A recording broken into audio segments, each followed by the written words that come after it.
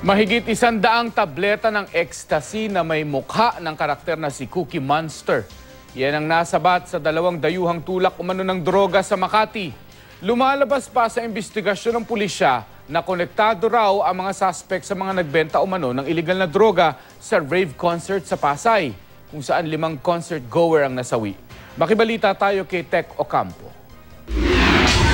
Timbog sa bypass operation sa Makati ang 2 dayuhang tulak umano ng droga. Nakuha sa kanila ang 170 piraso ng high-grade ecstasy na galing pa raw ng the Netherlands. Ayon sa pulisya, matagal na raw nila minamanmanan ng mga suspect. Sila ang Canadian na si Jeremy Eaton at Australian na si Damien Berg. Unang nahuli si Eaton nang mag-order pa ng tablet ng ecstasy ang police asset. Sumunod si Berg kaya siya naaresto. Ang mga nakuhang ecstasy tinawag ng Cookie Monster dahil may mukha ng naturang karakter sa tableta. Base sa investigasyon ng mga otoridad, konektado ang mga suspect sa mga naunang inaresto ng NBI dahil sa pagbebenta umano ng illegal na droga sa isang rave concert sa Pasay noong Mayo. Itinanggi naman ng mga suspect na nagbebenta sila ng ecstasy. I didn't have them. I walked into the building. I was jumped from behind, told I'm arrested. I've never been told really what I'm arrested for. I noticed something else on near the side table, so I flushed it down the toilet, down there, and then I got rid of another bag.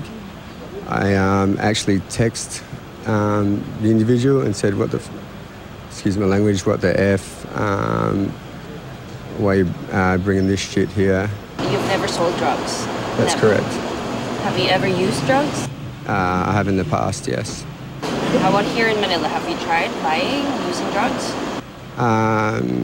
No comment. Nauwi naman sa shootout ang bypass operation laban sa 2 tulak umano ng droga sa Quezon City. Ayon sa pulisya, nakatunog ang mga suspect sa bypass at nagtangkang tumakas. Hinabol sila ng mga pulis at dito na umano nagpaputok ng baril ang mga suspect. Dinala sila sa ospital pero kalaunay binawian ang buhay. Nakuha sa kanila ang 3 bulto ng hinihinalang shabu, 2 baril at mga drug paraphernalia. Inaalampas sa ngayon ang pagkakakilanlan ng mga suspect.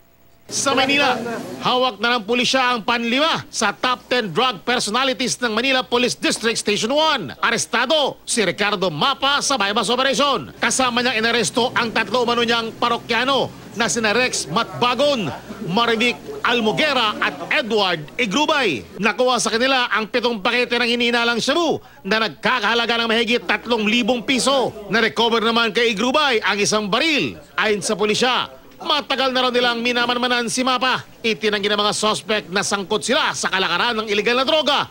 Pero inamin ni Igrubay na kanya ang baril. Protection lang po yun, sir, dahil nabaril. Ang lang po, sir, pan self-defense. Maharap sila sa reklamong paglabag sa Comprehensive Dangerous Drugs Act.